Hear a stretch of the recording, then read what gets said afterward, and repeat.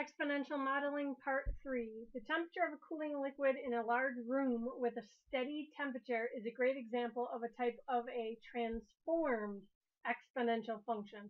We will explore this today to see how a simple exponential function can be used to build on a more complex one.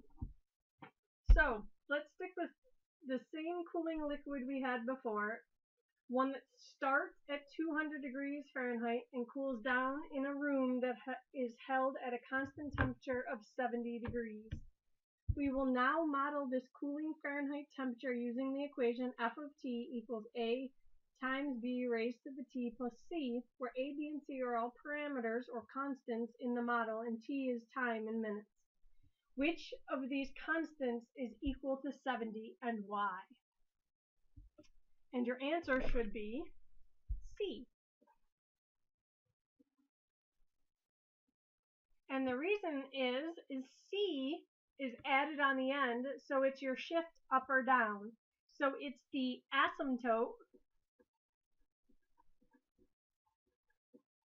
of the graph. And it's a horizontal. Because remember, exponential graphs have horizontal asymptotes and log graphs have vertical asymptotes. So this asymptote is horizontal because it's exponential, and the graph, in other words, this liquid is not going to cool anywhere below 70 degrees. So none of these constants is equal to 200, but t of 0 equals 200. So what constant does this let you solve for? And your answer should be A, because A plus C has to equal 200. C, you know, is 70. That's the lowest it's going to be. So what is the initial? A is your initial temperature. So what was your initial temperature? And you should be saying 130. So in order to find the value of B, what additional information do we need? We need a point on the graph.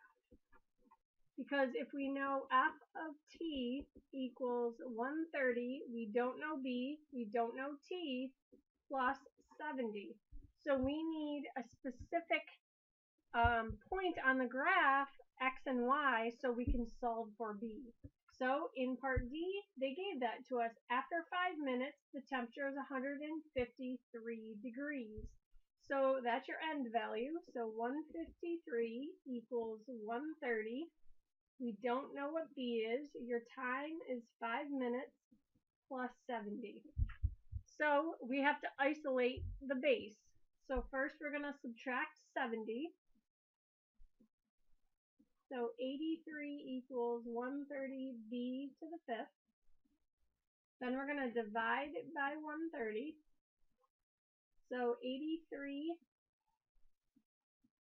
over 130 equals b to the 5th. And how do you undo the 5th power? You are going to do the 5th root. And that is definitely part calculator. And we're going to round to the nearest hundredth. And your B value is 0.91. And you can see 0.91 means we're decreasing. And if you could figure out what the rate is, that'd be great. But what is the temperature of the liquid after half an hour? So after half an hour, that is, let's use the table, 30 minutes. An hour is 60 minutes. 2 hours is 120 minutes. So let's grab our graphing calculator. Let's start new and get a graph. Let's put this equation in. So we have 130. Our base is 0.91 raised to the x. And our constant temperature was 70. Again, you can't see it, so let's try, I don't know, 500. Works good. I'm going to go to 50, 0, 0. And I need to know time, so this picture really didn't matter, so Control T. I don't want to count by ones. You can and scroll to 30, 60, and 120, but I think it might be easier if we change the tables. So menu, table, edit table settings. I'm going to still start at 0, but now I'm going to count by tens. Okay. So at 30, my temperature is, let's go to the nearest 10th, 77.7 degrees. At 60 minutes, it's 70 degrees, 0.5 or 70.5 degrees. And at 120 minutes, we've pretty much reached its minimum of 70 degrees.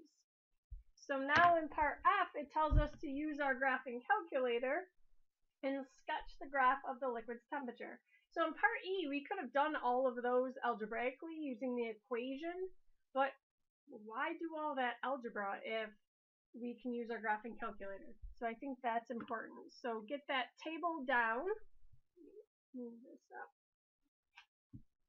All right, now we got to graph it. So we're going to go back here.